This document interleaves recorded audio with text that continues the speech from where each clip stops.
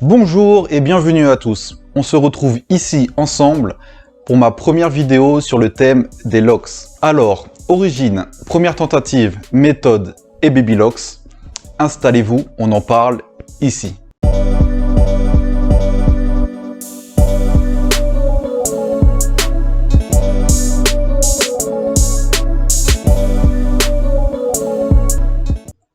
Avant toute chose, je préférais vous prévenir, je ne suis ni coiffeur ni spécialiste des locks, je partage juste mon avis et mon expérience avec vous.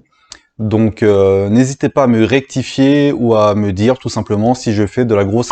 Je vais aller à l'encontre de tous les gens qui ont des préjugés sur les locks avec mon point de vue. Les dreadlocks sont parfois mal vus par les gens. Certaines personnes pensent qu'elles sont sales, qu'on ne se les lave pas. Ça dépend pour qui. C'est faux! Il faut les laver régulièrement avec beaucoup d'attention. Il faut en prendre soin tous les jours, les hydrater,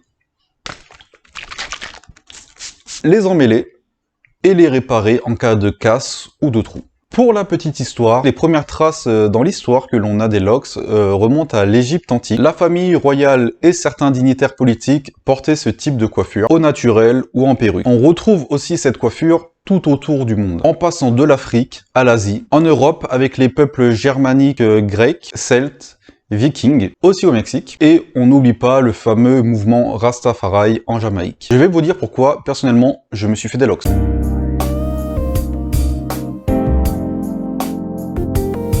Il faut savoir qu'avant ça, je n'avais pratiquement jamais fait de coiffure autre que crâne rasé. Mis à part, il y a quelques années où j'avais fait mon night top. Tout simplement, j'aime cette coiffure, j'aime le style que ça peut donner, et j'ai toujours aimé me différencier des autres. Il y a aussi une part de retour aux sources avec mes origines antillaises. Pour faire de belles locks, il faut bien se préparer. En parlant de bonne préparation, j'ai eu un échec cuisant. En mai 2017, j'ai fait une première tentative de locks. Pour faire court, je suis allé chez mon coiffeur habituel et ce coiffeur-là n'était pas spécialisé dans les locks. Je m'étais mal renseigné sur le sujet. J'ai compris après mon échec qu'il fallait que je me prépare pour que mes cheveux puissent accepter cette coiffure. J'ai donc décidé en janvier 2020 de ne plus me raser les cheveux afin de commencer cette nouvelle aventure des locks. Je me suis donc préparé pendant quelques mois en me renseignant notamment sur internet, par le biais de vidéos YouTube, par des forums, sur des blogs, par des contacts, pour ne plus répéter l'erreur que j'avais faite.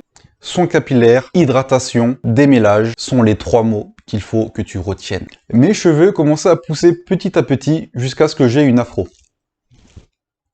Pour ceux qui ne savent pas, il y a plusieurs méthodes pour les locks. Je vais te parler des principales méthodes qui sont utilisées de nos jours. Il y a la méthode du crochet.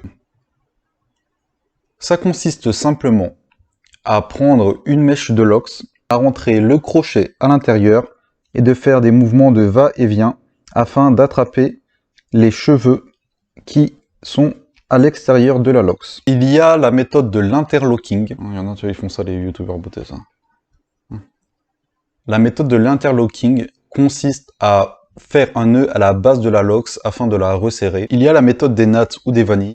Il y a la méthode des twists. Il faut prendre une mèche de locks et la tourner dans le sens dans lequel on a tourné la locks à la base, comme ceci. Et il y a la méthode des freeform qui consiste à laisser pousser ses cheveux et les laisser s'emmêler naturellement afin qu'ils forment une locks. C'est ce qu'on retrouve notamment chez les Rastas. Pour toutes ces méthodes, on en reparlera dans une vidéo dédiée aux locks. Personnellement, j'ai choisi le crochet pour la rapidité de la formation des locks. Avec le sport, j'avais besoin de me laver les cheveux régulièrement afin d'évacuer la transpiration et les saletés. Et surtout, je ne suis pas très patient et je voulais un rendu quasi immédiat. J'ai fait mon départ de locks en janvier 2021. J'ai fait appel à une coiffeuse spécialisée dans le domaine. Personnellement, je suis dans la période des baby locks. C'est un nom assez mignon, je te l'accorde. Ça dépend de la longueur des cheveux.